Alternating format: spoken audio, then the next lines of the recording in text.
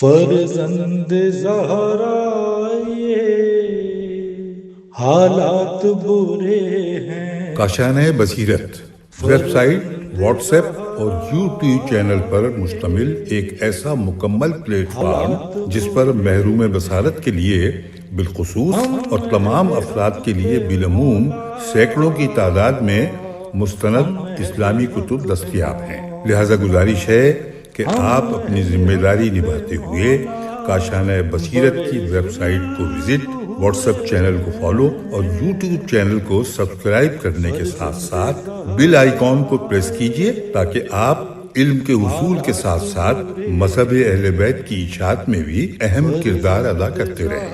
کاشانۂ بصیرت۔ حالات برے ہیں۔ السلام علیکم ورحمۃ اللہ وبرکاتہ۔ سامعین، آپ سماعت فرما رہے ہیں کتاب شہید انسانیت، مؤلف ہیں سید العلماء الحاج علامہ سید علی نقی النقوی صاحب۔ آج ہم آپ کے سامنے اس کی 28ویں ریکارڈنگ پیش کر رہے ہیں۔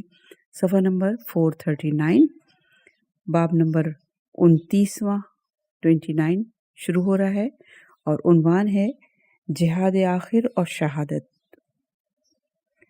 یہ سب کچھ ہوا، اصحاب ایک ایک کر کے رخصت ہو گئے، عزیز جدا ہو گئے، بھتیجے قتل ہوئے، بیٹا تلواروں سے ٹکڑے ہوا، بھائی تیغ ہوئے، مگر امام حسین علیہ السلام نے کوئی ایسی جنگ نہیں کی جسے حسین کی جنگ کہا جائے۔ ظاہری اسباب کی بنا پر ناواقف آدمی یہ سمجھ سکتا ہے کہ آپ کو بذات خود جنگ کرنے کا حوصلہ نہیں، نبرد آزمائی کا ولولہ ہی نہیں، حالانکہ حقیقت میں آپ کی جنگ کا لطف تو جب ہی تھا جب آپ تلوار لے کر حملہ آور ہوتے اور ایک طرف عباس داد شجاعت دیتے ہوتے، ایک طرف علی اکبر مارکہ جنگ میں جوہر دکھاتے ہوتے، ایک طرف اصحاب حفاظت کے لیے ساتھ ساتھ ہوتے۔ اس صورت میں جنگ کا منظر دوسرا ہی ہوتا، مگر حسین علیہ السلام نے سب کو دنیا سے ایک ایک کر کے رخصت ہو جانے دیا اور ان کے ساتھ مل کر جنگ نہیں کی۔ پھر اب جب کہ دن بھر کی دھوپ سر پر پڑ چکی، ساتھیوں اور عزیزوں کے غم نے دل کو شکستہ کر دیا، کمر عباس کے مرنے سے ٹوٹ چکی اور آنکھوں کی بصارت علی اکبر کے ساتھ گویا جا چکی۔ یہ 57 برس کی بڑھاپے کی عمر کا انسان اب اس عالم میں بھلا تلوار کھینچ سکتا ہے اور جنگ کر سکتا ہے، مگر حسین کو تو کربلا میں صبر و برداشت کی منزلوں کو طے کرنے کے ساتھ ساتھ فرائض کے حدود دکھلانا تھے۔ وہ شروع سے اسلامی آئین کے محافظ تھے اور انہی آئینی اصولوں کے لیے جنگ کر رہے تھے۔ وہ جانتے تھے کہ دشمن کے سامنے سپردگی آئین اسلام کے خلاف ہے، حفاظت خود اختیاری کے لیے دفاع آخری امکان کے درجے تک ہر انسان کا فرض ہے۔ حسین علیہ السلام نے اس فرض کو اس وقت انجام دیا جب کوئی دوسرا انسان اسے انجام نہیں دے سکتا تھا۔ اب علی اصغر علیہ السلام کو نظر راہ خدا کرنے کے بعد حسین کے پاس کوئی ایسی قربانی نہ تھی جسے وہ حق کی بارگاہ میں پیش کرتے۔ اب بس ایک آخری مرحلہ تھا جو آپ کے لیے بہت ہی آسان تھا۔ آپ نے اسے خود اب تک اپنے لیے مشکل سے مشکل تر بنایا تھا۔ اب جب کہ یہ تمام مشکلیں ختم ہو چکی ہیں، اب جب کہ منزل عمل کے درمیانی قلعوں کو تمام اور کمال فتح کر چکے، دوبارہ پڑھتے ہیں اس جملے کو، اب جب کہ منزل عمل کے درمیانی قلعوں کو تمام و کمال فتح کر چکے ہیں، ظاہری طور پر آپ سے بڑھ کر اس وقت دل شکستہ کوئی نہیں، مگر حقیقتاً آپ سے بڑھ کر اس وقت کامیابی کے احساس سے بالیدہ کوئی دوسرا نہیں۔ کسی کے قدم جن راستوں کے تصور سے ڈگمگا سکتے تھے، انہیں آپ عملی طور پر استقلال اور ثابت قدمی کے ساتھ طے کیے ہوئے کھڑے تھے۔ آپ سے بڑھ کر اس وقت فتح مندی کا احساس کسی دوسرے کو ہو ہی نہیں سکتا تھا۔ اب آپ کے لیے اپنا سر شمشیر قاتل کے سپرد کر دینا تھا۔ یہ بالکل آسان تھا، مگر وہ پیغمبر اسلام صلی اللہ علیہ وآلہ وسلم کے نواسے اور علی علیہ السلام کے بیٹے نہ ہوتے تو اپنا سر جھکا کے خاموشی سے دشمنوں کو دعوت دے دیتے کہ آؤ یہ میرا سر قلم کر لو، ہونے والا ہے آخر میں یہی، مگر ذرا میدان جنگ کو بدر و احد اور خندق اور صفین کا نمونہ بن جانے دو، ذرا بھولی ہوئی دنیا کو علی کی یاد آ جانے دو، ذرا نہ دیکھی ہوئی آنکھوں کے سامنے حمزہ اور جعفر کی تصویر کھنچ جانے دو۔ آج ہی تو موقع آیا ہے کہ حسین اپنے نانا کے اس قول کو سچ کر دکھائیں کہ حسین کو میری جرت اور سخاوت میراث میں ملی ہے۔ سخاوت کے مظاہرے بہت ہوئے تھے، مگر جرت کے عملی اظہار کا وقت اب آیا ہے۔ اور سچ پوچھئے تو رسول اللہ کو میدان جنگ میں عام طور پر تلوار لے کر خود جہاد کا موقع نہیں ملا، اس لیے کہ ساتھ والے موجود رہے۔ حسین بھی جب تک ایک لائق جنگ مجاہد بھی ساتھ رہا، اپنے نانا رسول اللہ کی بالکل تصویر بنے رہے، مگر اب جب کہ آپ کی حمایت میں تلوار کھینچنے والا کوئی باقی نہ رہا تو حسین علیہ السلام نے یہ دکھلا دیا کہ اگر ضرورت ہوتی تو میرے نانا رسول اللہ بھی عملی حیثیت سے کسی پائے کی شجاعت و جرت کا مرقع کھینچتے۔ آپ رخصت کے لیے خیمے میں تشریف لائے اور ایک یمنی چادر کو جا بجا سے چاک کر کے باقی لباس کے نیچے پہنا، شاید اس لیے کہ بعد شہادت جب لباس کو لوٹا جائے تو یہ بوسیدہ کپڑا جسم پر رہ جائے۔ اس کے بعد میدان جنگ میں تشریف لے گئے۔ تاریخ شاہد ہے کہ حسین غمزدہ، دل شکستہ، تشنا اور گرسنہ ہونے کے باوجود تن تنہا جب تلوار کھینچ کر فوج مخالف پر حملہ آور ہوئے تو تمام گزشتہ بہادروں کے کارنامے محو ہو گئے اور انسانی حافظے میں قیامت تک اس شجاعت و جرت کی تصویر محفوظ رہ گئی۔ مگر یہ غیر مساوی جنگ ظاہری اعتبار سے اب عنقریب ختم ہونے والی تھی، اس لیے کہ ایک کا ہزاروں سے مقابلہ کہاں تک جاری رہ سکتا تھا۔ تاہم آپ نے اپنے دشمنوں کے دلوں میں وہ دھاک بٹھا دی تھی کہ ان میں سے کوئی بھی آپ کا مقابلہ کرنے کی جسارت نہ کرتا تھا۔ یزیدی افواج کو اس سرمایگی کو دیکھ کر شمر نے فوج کو للکارا اور نئے سرے سے ترتیب لشکر کو درست کر کے سواروں کو پیادوں کے پیچھے کھڑا کیا اور تیر اندازوں کو حکم دیا کہ وہ تیر باراں کریں۔ اتنی شدت سے تیر برسائے گئے کہ جس میں حسین ساہی کے کانٹوں کی طرح ہو گیا۔ اس وقت دوبارہ شمر نے چلا کر کہا، خدا تم سے سمجھے کھڑے کیا دیکھ رہے ہو، انہیں قتل کرو، خدا کرے تمہاری مائیں تمہارے غم میں روئیں۔ اس طرح غیرت دلانے جانے کے بعد وہ لشکر بے قراں حسین علیہ السلام پر چاروں طرف سے ٹوٹ پڑا اور آپ پر تیروں، تلواروں اور نیزوں کا مے برسنے لگا، جس سے یقین ہے کہ گھوڑا بھی کافی زخمی ہو گیا تھا، اور اس سے مجبور ہو کر آپ پشت فرض سے زمین پر تشریف لائے، مگر پیادہ ہونے کے بعد بھی آپ نے مقابلہ جاری رکھا۔ اثناء جہاد میں ایک موقع ایسا آیا کہ حضرت تمام فوج کو بھگا کر نہر تک پہنچ گئے۔ دشمنوں کو اندیشہ ہوا کہ آپ کہیں پانی سے سیراب نہ ہو جائیں۔ اس وقت حسین بن تمیم نے تیر لگایا جو آپ کے دہن پر پڑا اور منہ خون سے ابلنے لگا۔ آپ نے چلو میں خون لیا، آسمان کی طرف اچھال دیا اور پھر شکر خدا کا ادا کیا۔ اسی اثناء میں بے حیا لشکر یزید کا ایک دستہ اپنی شکست کی خفت کو مٹانے کے لیے شمر کی قیادت میں خیام حسینی کی طرف، جس میں اہل حرم تھے، غارت گری کے ارادے سے متوجہ ہوا اور آپ کے اور خیام کے بیچ میں حائل ہو گیا۔ یہ دیکھنا تھا کہ آپ نے پوری فوج کو مخاطب کر کے فرمایا، اگر تمہیں مذہب کا پاس اور آخرت کا کوئی تصور نہیں ہے تب بھی دنیا میں اپنی قومی شرافت کا ثبوت دو۔ ابھی میں زندہ ہوں، میرے خیام سے تعرض نہ کرو۔ شمر اپنی حرکت پر شرمندہ ہوا اور خیام کی طرف سے پلٹ آیا۔ اب شمر نے پیادوں کو اپنے ساتھ لے کر خود آپ کا محاصرہ کر لیا، مگر عالم یہ تھا کہ جس طرف آپ رخ کرتے تھے ادھر کی جماعت منتشر ہو جاتی تھی۔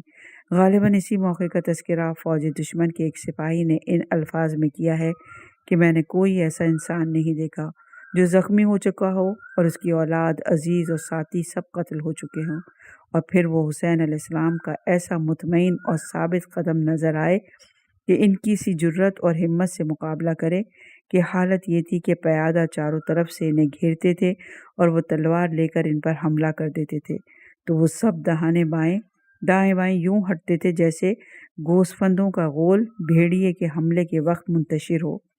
اس وقت آپ کی زبان پر یہ تاریخی الفاظ تھے جس سے ایک طرف فریضہ ہدایت پورا ہو رہا تھا اور دوسری طرف نتائج کی طرف صاف اشارہ تھا۔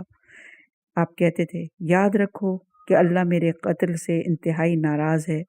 میں بقسم کہتا ہوں کہ تمہاری ذلت دینے سے اللہ مجھے عزت دے گا اور پھر میرا بدلہ تم سے اس طرح لیا جائے گا جس کا تمہیں اس کے سے قبل تصور بھی نہ ہوگا۔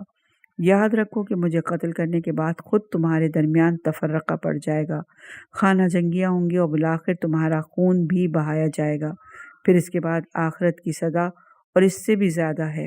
اس کے بعد آپ ہر جانب سے شدت کے ساتھ حملہ آور ہوتے اور آخر زخموں سے چور ہو کر آپ زمین پر گر گئے اور کھڑے ہونے کی قوت باقی نہ رہی۔ صفحہ نمبر 443۔ اگلے شہید عبداللہ ابن الحسین۔ آپ حسن بن علی کے فرزند تھے۔ آپ کا سن اپنے بھائی قاسم سے بھی کم تھا اور آپ کی والدہ ام الرباب بنت عمرہ القیس، رباب مادر سکینہ اور علی اصغر کی بہن تھی۔ جب امام حسین علیہ السلام زخموں سے چور ہو کر زمین پر تشریف لا چکے، اس وقت آپ خیمے سے برآمد ہوئے اور امام کی طرف چلے۔ جناب زینب بنت علی نے آپ کو روکنا چاہا مگر آپ کسی طرح نہ رکے اور دوڑتے ہوئے امام کے پاس پہنچ گئے۔ اس وقت بحر بن کعب بن عبید اللہ تمیمی حضرت پر تلوار کا وار کرنا چاہتا تھا۔ آپ نے اس سے کہا، زن خبیثہ کے بیٹے، کیا تو میرے چچا کو قتل کرے گا؟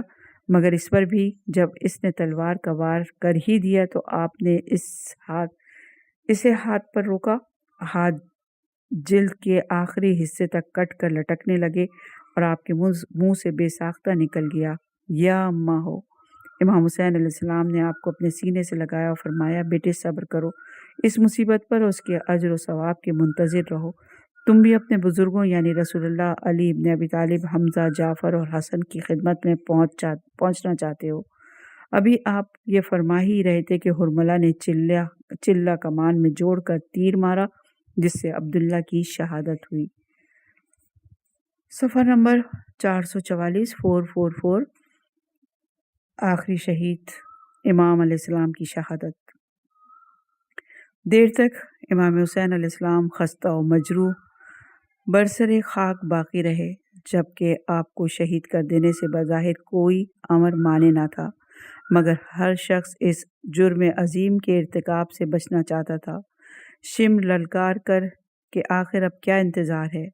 آخر مالک بن نصر بدی آگے بڑھا، اس نے آپ کے سر پر تلوار لگائی جو کاسہ سر تک پہنچ گئی۔ بالآخر زرع بن شریک کی تلوار، سنان بن انس کا نیزہ اور پھر شمر ذی جوشن کا خنجر وہ تھا جس نے اس مجسمہ حق کی شہادت حیات کو گل کر دیا۔ سچائی ہی گردن قلم ہوئی اور شہید حق، شہید انسانیت، شہید راہ خدا کا سر نیزے پر بلند کر دیا گیا۔ 10 محرم 61 ہجری کی وہ یادگار تاریخ، جمعے کا دن ہے کہ انسانی تاریخ کا یہ سب سے اہم واقعہ رونما ہوا۔ یہ تمام روایات الاخبار الطوال صفحہ نمبر 255، ارشاد صفحہ نمبر 257، طبری جلد نمبر 6 صفحہ نمبر 250 پر موجود ہیں۔ صفحہ نمبر 445 ہے، 30واں باب ہے اور عنوان ہے شہادت کے بعد۔ امام حسین علیہ السلام اور آپ کے اقربا اور انصار کے شہید کیے جانے پر مظالم کا خاتمہ نہیں ہوا، بلکہ آپ جو لباس پہنے ہوئے تھے وہ بھی اتار لیا گیا۔ اسحاق بن حیات حضرمی نے قمیض لی، بحر بن کعب نے زیر جامہ، اخنس بن مرثد نے امامہ، بنی دارم کے ایک شخص نے تلوار اور قیس بن اشس نے قطیفہ یعنی چادر یمنی جو خز کی تھی لے لی، اسی لیے کوفے میں وہ قیس قطیفہ کے نام سے مشہور ہو گیا تھا۔ اس کے بعد یزیدی فوج نے خیام اہل بیت نبوی پر چھاپا مارا اور ان سے تمام اسباب سامان لوٹا، حتیٰ کہ مخدرات عصمت کے سروں سے چادریں تک اتار دی۔ اس کے بعد خیموں میں آگ لگا دی گئی۔ عمر سعد نے اپنی فوج میں آواز دی کہ کون کون ایسے ہیں جو لاش حسین کو گھوڑوں سے پامال کرنے کے لیے تیار ہوں۔ اس پر 10 آدمی آمادہ ہوئے جنہوں نے لاش مطہر کے ساتھ اس ظلم کو بھی انجام تک پہنچایا۔ سر امام حسین علیہ السلام جو تن سے جدا کیا جا چکا تھا، خولی بن یزید اصبہی کے ہاتھ میں ابن زیاد کے پاس پہلے روانہ کیا، پھر کچھ شہداء کے سر قطع کر کے اس کے بعد شمر ذی جوشن، قیس بن اشس، عمرو بن حجاج اور عزرہ بن قیس کے ساتھ روانہ کیے۔ امام حسین علیہ السلام کے پسماندگان میں صرف ایک بیمار فرزند علی بن الحسین، پردہ نشین خواتین اور کچھ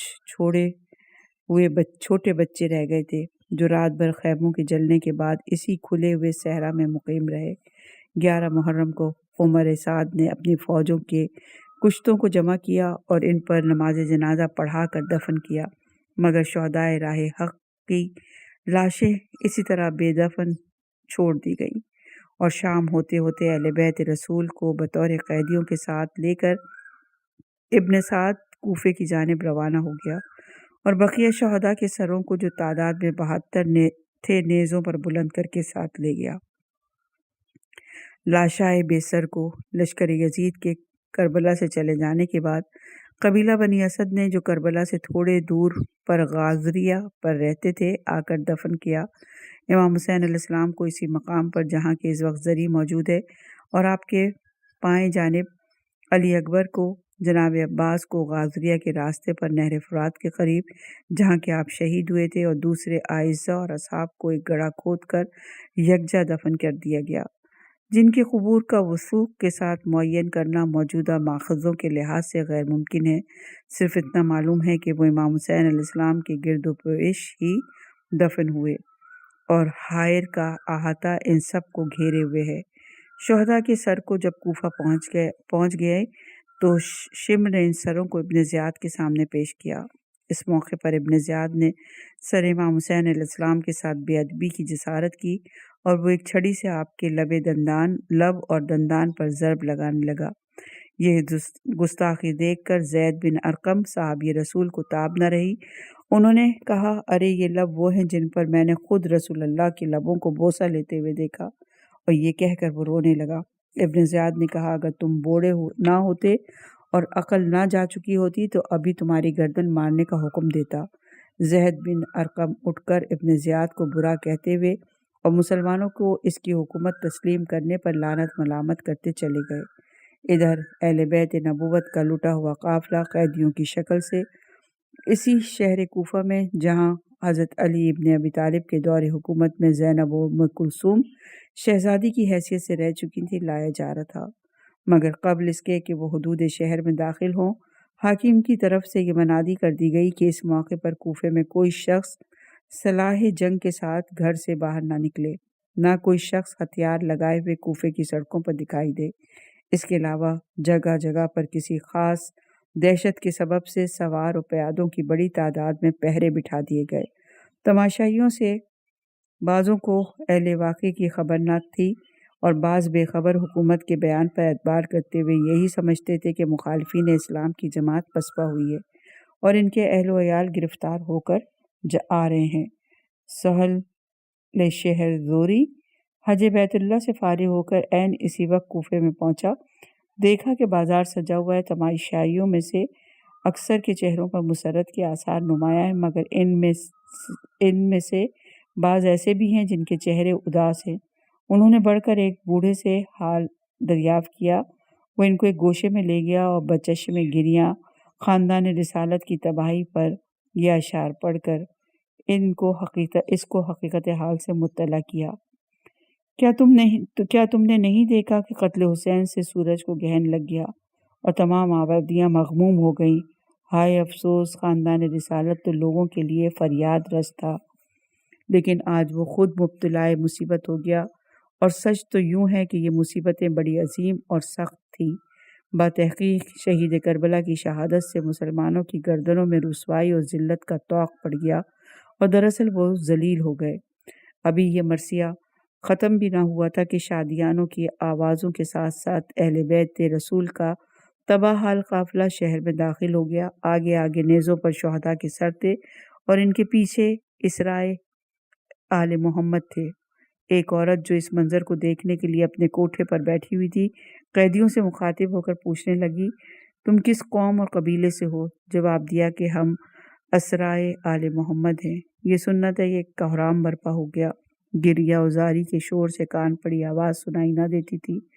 سطحی نظر سے دیکھنے والے اس منظر کو اہل بیت نبوت کے لیے سخت توہین و ذلت کا باعث سمجھ رہے تھے، لیکن حقیقت یہ ہے کہ اس وقت حسین علیہ السلام کی تبلیغ منتہائے شباب پر پہنچ گئی، اور دعوت حق کا دائرہ وسیع سے وسیع تر ہو گیا۔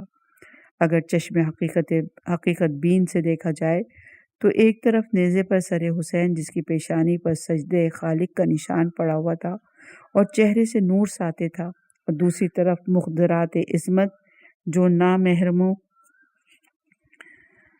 کے مجمع میں چادر و مقنع سے محروم کر دیے جانے کے بعد بھی غیرت و حیا کا مجسمہ، اخلاق محمدیہ کی تصویر بنی ہوئی جاہ و جلال کی چادروں میں پنہا، طہارت اور عفت کے لباس میں ملبوس تھی۔ دونوں نے سچائی کے پیکر میں روح پھونک دی اور دنیا کی آنکھوں کے سامنے سے جہالت اور ضلالت کے پردوں کو چاک کر کے پھینک دیا۔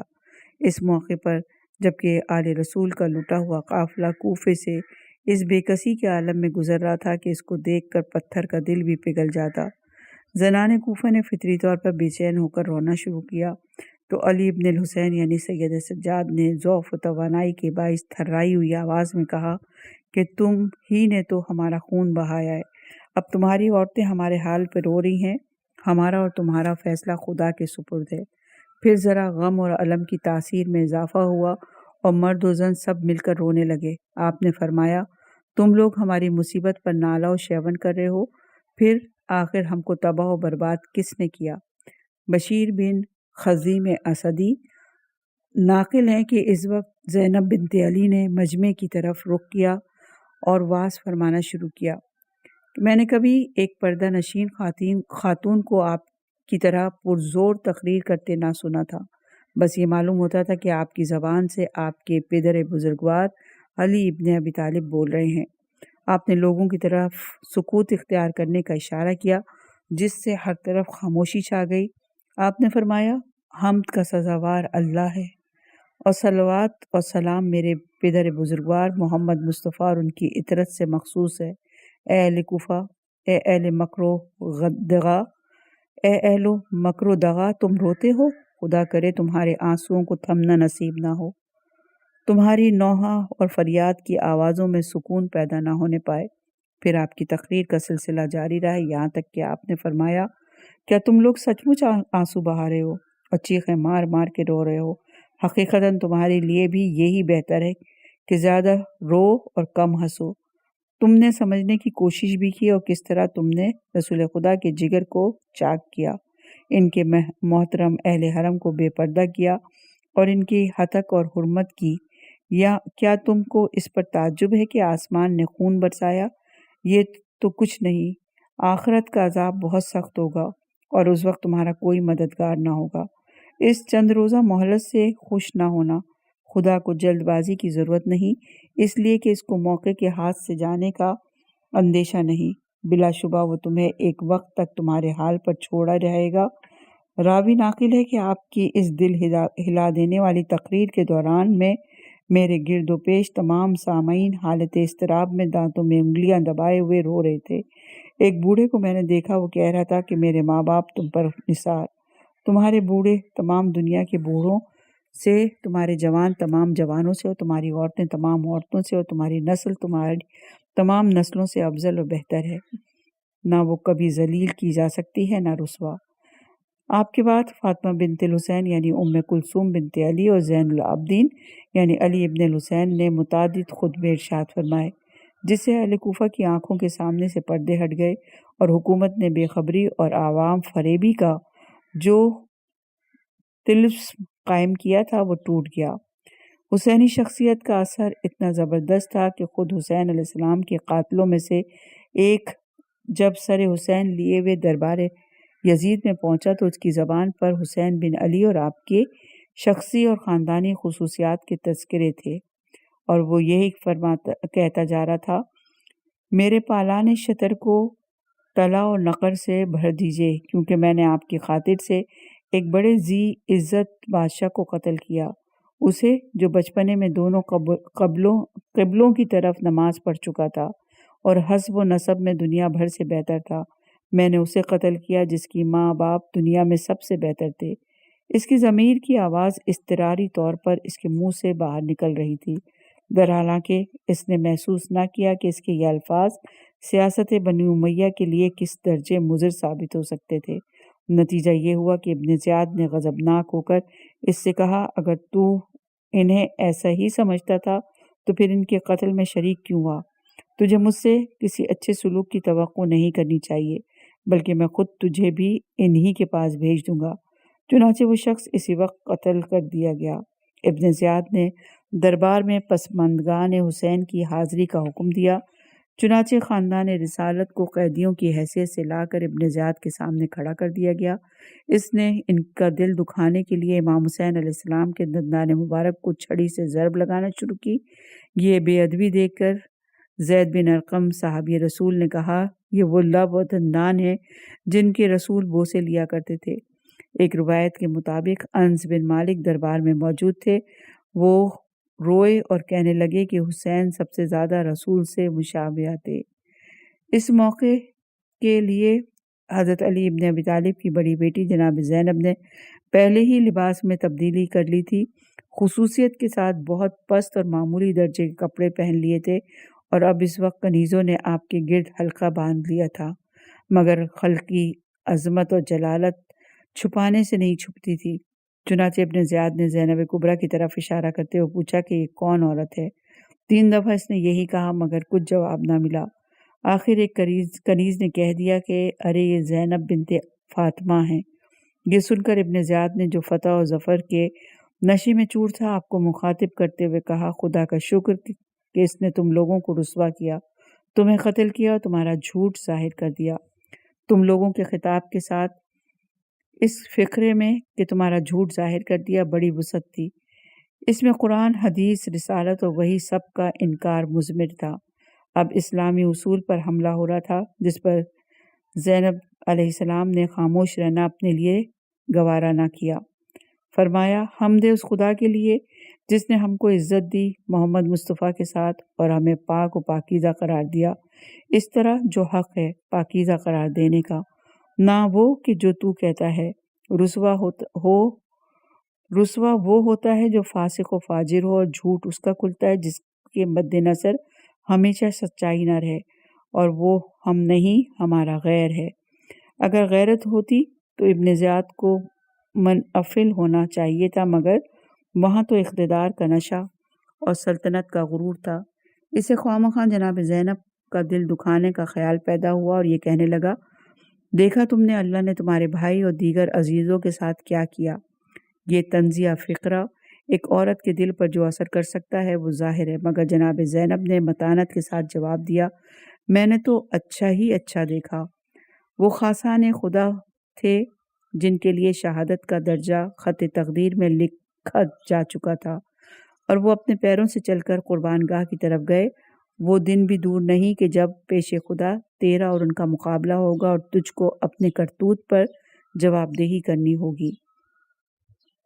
इस पर इब्न ज़ियाद को गुस्सा आ गया और उसने आपको ताज़ियाने से ईज़ा रसानी का इरादा किया, मगर उम्र बिन हरीस के समझाने से बाज रहा। फिर भी इसने आपकी तरफ मुतवज्जे होकर कहा, खुदा ने मेरे दिल की मुराद पूरी कर दी।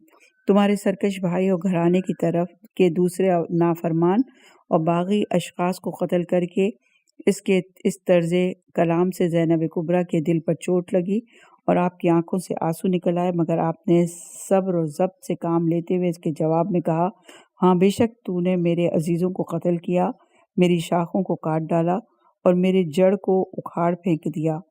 अगर तेरी मुराद इससे बर आ गई है तो तू खुश हो ले। इसने कहा, ये बड़ी काफियाबाज औरत है और इसके बाप भी तो शायर और काफियाबाज थे। जनाब ज़ैनब ने फिर सुकूत मुनासिब ना समझते हुए फरमाया, भला एक औरत को काफिया बंदी और शायरी से क्या ताल्लुक़, और मैं तो इस आलम में हूँ कि मुझे काफिया बंदी का होश कहाँ, लेकिन दिल की आवाज़ थी जो मेरे दहन से निकल गई। इसके बाद वो हुसैन अलैहिस्सलाम के बीमार फर्जंद की तरफ मुखातिब हुआ और आपका नाम दरियाफ़्त किया। आपने फरमाया, अली इब्न हुसैन। वो कहने लगा, क्या अल्लाह ने अली इब्न हुसैन को कत्ल नहीं किया? आपने सुकूत किया। इब्न ज़ियाद ने कहा, क्यों, कुछ बोलते क्यों नहीं? आपने फरमाया, मेरे एक और भाई का नाम भी अली था जिनको लोगों ने कत्ल किया। इसने कहा, नहीं, बल्कि अल्लाह ने कत्ल किया।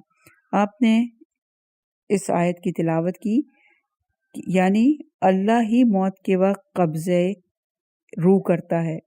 ये और बात है कि वो बोला कि ये बच्चा नहीं है, समझदार है, ले जाओ उसको भी कत्ल करो। ये सुनना था कि जनाब ज़ैनब कुबरा दौड़ कर भतीजे से लिपट गई और कहा, مجھے بھی انہی کے ساتھ قتل کیا جائے۔ جناب زینب کی اس بےتابی سے وہ ظالم بھی متاثر ہو گیا اور کہا رہنے دو، ان عورتوں کو لے کر یہی جائے گا۔ لیکن موت پانے والے بیمار نے نہایت جرأت اور استقلال کے ساتھ فرمایا ابن زیاد تو مجھے موت سے ڈراتا ہے، کیا تو نہیں جانتا کہ قتل ہونا ہماری عادت ہے اور شہادت ہماری فضیلت؟ یہ وہ پرشکو آواز تھی جو دربار ابن زیاد میں گونجی اور ہر شخص نے سہم کر اس کو سنا۔ ابن زیاد عرق انفعال میں ڈوب گیا۔ اس نے دربار برخاست کر دیا، لیکن قیدیوں کو اس وقت تک کے لیے قید خانے میں رکھے جانے کا حکم دیا جب تک کہ دمشق سے ابن زیاد کا قاصد اس کے تہنیت نامے کا جواب لے کر واپس نہ آ جائے۔ اس کے بعد ابن زیاد نے تمام اہل کوفہ کو مسجد جامع میں جمع ہونے کا حکم دیا۔ جب سب لوگ جمع ہو گئے تو عبید اللہ ابن زیاد نے ممبر پر جا کر بطریق اعلان عام یہ 9 کلمات اپنی زبان پر جاری کیے اور ان الفاظ میں اپنی فتح کا اعلان کرتے ہوئے جناب امیر اور امام حسین علیہ السلام کے لیے انتہائی نازیبا الفاظ استعمال کیے، جن کے سنتے ہی عبداللہ بن عفیف ازدی کھڑے ہو گئے۔ یہ شیعان علی میں سے ایک تھے جن کی بائیں آنکھ جنگ جمل میں جناب امیر کی نصرت میں کام آئی تھی، اور پھر صفین میں سر پر ایک تلوار پڑی اور دوسری ضرب ابرو پہ پڑی، جس سے دہانی آنکھ بھی جاتی رہی۔ اب ان کا دستور ہو گیا تھا کہ صبح کو مسجد جامعہ میں آ جاتے تھے اور رات تک نمازوں میں مصروف رہتے، پھر واپس جاتے تھے۔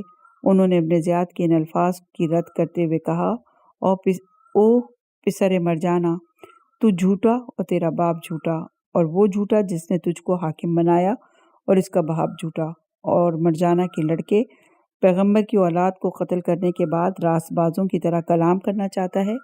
ابن زیاد نے غضبناک ہو کر سپاہیوں کو حکم دیا کہ وہ ان کو گرفتار کر لیں، مگر عبداللہ نے اپنی قوم آزد کو آواز دی، جس کے 700 جنگی جوان کوفے میں موجود تھے۔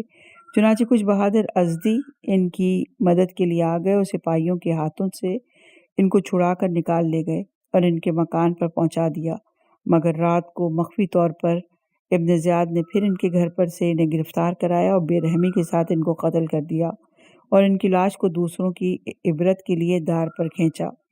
دوسرے دن ابن زیاد کے حکم سے سر امام حسین علیہ السلام کو کوفے کے کوچہ اور بازار اور تمام قبائل میں گردش کرائی گئی، اور پھر دروازے قصر پہ آویزہ کر دیا گیا۔ اپنے بیان کو یہیں روکتے ہیں۔ باب نمبر 29واں جاری ہے، جہاد آخر اور شہادت۔ انشاءاللہ کی اگلی ریکارڈنگ میں سے آگے بڑھائیں گے۔